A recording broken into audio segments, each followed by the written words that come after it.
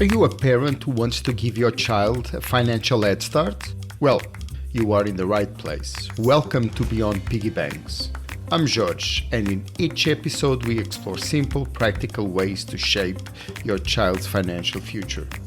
And the best part, you don't need a financial degree, and you don't need a lot of money to begin. The earlier you act, the bigger their advantage becomes. Let's build their future. A few months ago, a parent sent me a message.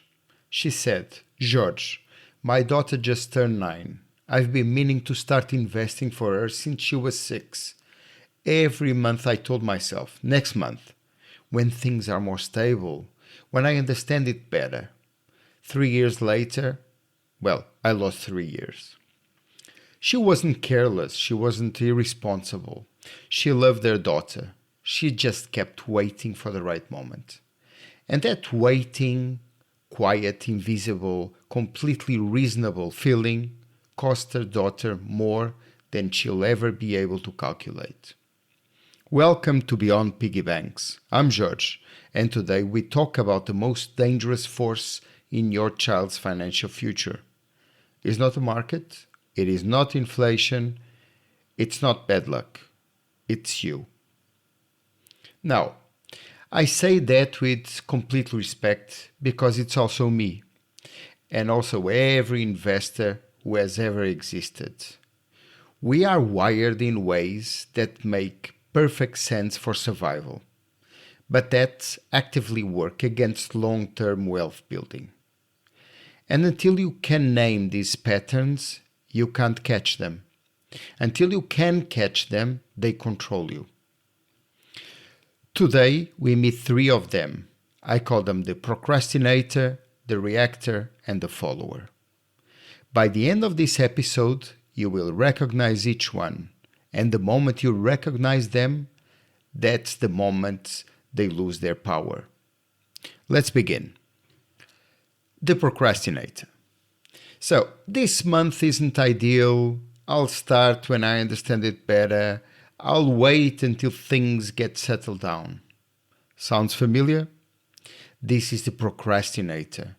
And what makes it so dangerous is how completely irrational it feels. Every single time.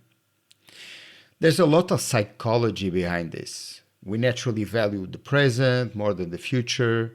We also choose the comfort of inaction over the discomfort of deciding. We underestimate how long we'll keep putting things off. And perhaps, most importantly, doing nothing feels safe, even when it's quietly costing you everything. But here's what I want you to hold on to. The parent I mentioned at the start, her daughter is 9. If she starts today and invests a modest amount every month until her daughter is 18, she will build something meaningful. That's still 9 years of compounding working in their favor. But those first 3 years, they are gone. And compounding at the beginning, when the child is young and time is longest, that's not just any time, that's the most powerful time. Every month you wait is a month compounding doesn't work. And compounding doesn't care about your reasons. So, how do you beat the procrastinator? You take the decision out of your hands. That's what automation does. You decide once, how much, where, when, and then it runs without you. No hesitation, no perfect moment required, no monthly willpower needed. The procrastinator needs a gap between intention and action. Automation closes that gap permanently. Now imagine you open your investment app and your portfolio is down. Not a little, a lot, and it's been failing for 3 weeks. What happens inside you? For most people, and this is completely human, it feels like the floor is dropping. It feels urgent. It feels like you need to do something, and fast.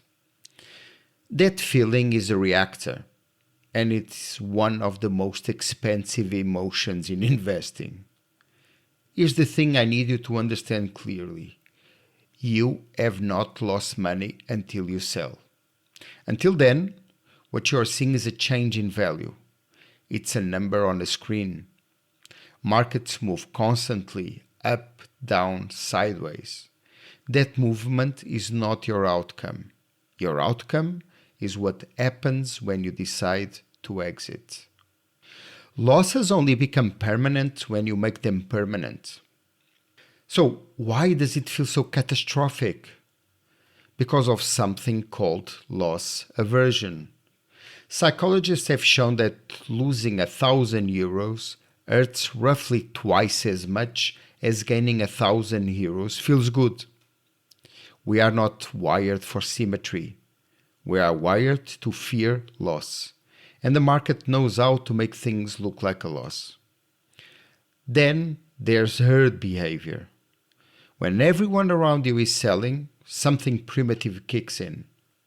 If everyone's running, maybe we should run too. Not because it's rational, but because the group feels like safety.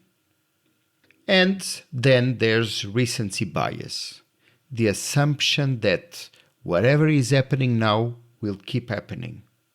Markets failing, they'll keep failing. Markets rising, they'll keep rising. We take today and project it into forever. Put these three together and you get the most common and most painful mistake in investing. Selling low and buying high. The exact opposite of the goal. Warren Buffett once said, "Be fearful when others are greedy and greedy when others are fearful." Simple, devastating, and almost impossible to follow without a system. That system is what we've been building. Time in the market reduces urgency. You are not watching the next week, you are watching the next decade. Diversification spreads the fear across many assets instead of concentrating it. And automation means you are not making decisions during panic because there is no decisions to make. The goal was never to control the market. It was to stop reacting to it. A good friend of mine sent me a video a few weeks ago. He was excited. He'd just found this creator on YouTube. Someone with charts, graphs, analysis, hours and hours of content. The message was confidence. Buy this, sell that, here's the next big opportunity. I've seen 100 versions of that video. And I'll be honest, even knowing what I know, they are designed to be compelling. They prey on something real, the feeling that everyone else has information you don't, the fear of missing out. This is the follower, and it's the most quiet of the three, because it doesn't feel like panic, it feels like research. But here's what actually happens. You watch one video, you adjust your strategy. You read one article, you reconsider your approach. You hear one confident expert, you start to doubt your plan. And slowly, without realizing it, you no longer have a strategy, you have noise. And noise is the enemy of consistency. The system we are building is based on a deliberate, specific choice. Passive investing over active investing. What that means in practice is something we'll explore fully in a future episode. But the principle matters right now. The system doesn't react to opinions, doesn't shift with a news cycle, and doesn't chase what's hot.